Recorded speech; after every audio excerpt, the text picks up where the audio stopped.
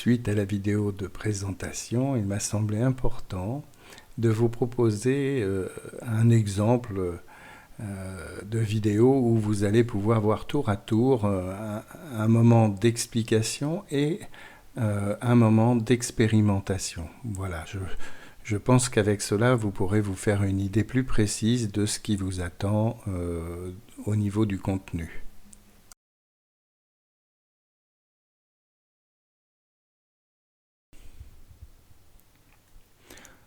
On pourrait même dire de transe tout court.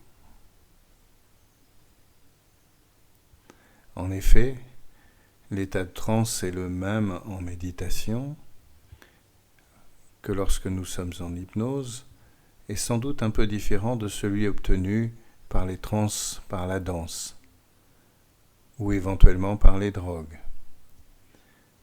Nous, ce qui va nous intéresser, ce sera plutôt la transe qu'on utilise en hypnose, et éventuellement en méditation.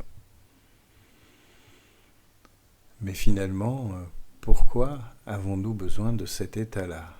Qu'est-ce qu'il nous permet de plus que notre état habituel ?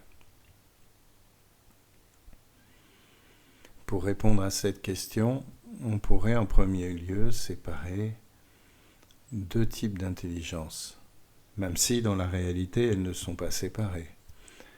Elles fonctionnent ensemble de façon tout à fait intégrée, mais leur fonctionnement peut être différent. La première intelligence utilise nos fonctions exécutives, ici notées fonctions intellectuelles, pour les différencier des fonctions attentionnelles. Donc cette intelligence intellectuelle, conceptuelle, utilise des concepts pour pouvoir fonctionner.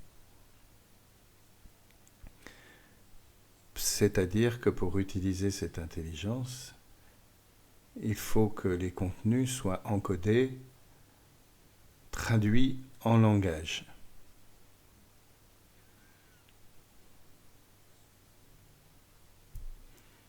Et le langage de base, le langage le plus simple, très utilisé notamment dans le domaine de l'informatique, l'unité est le 0 ou le 1.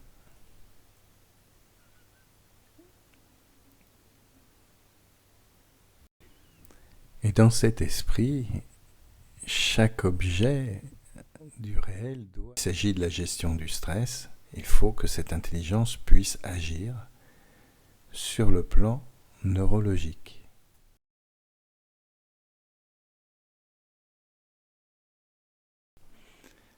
Volontairement, vous verrez, je vous propose 3 façons différentes pour saturer les fonctions intentionnelles.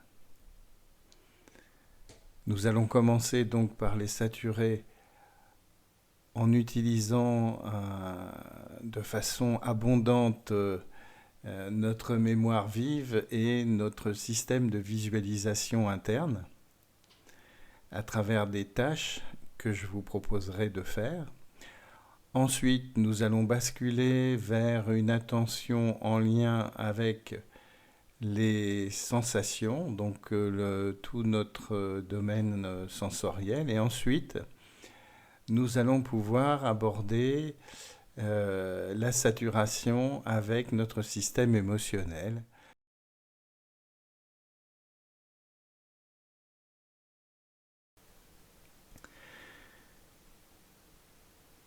Ensuite, sur la partie gauche, vous allez pouvoir écrire un grand A qui ne prendra pas toute la place puisque nous aurons deux autres lettres à ajouter.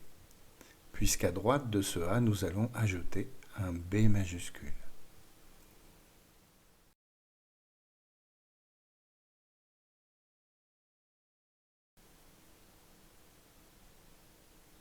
Et ce que je vous propose maintenant, c'est d'écouter vos pieds, mais de ne pas traduire avec des mots ce que vos pieds vous disent.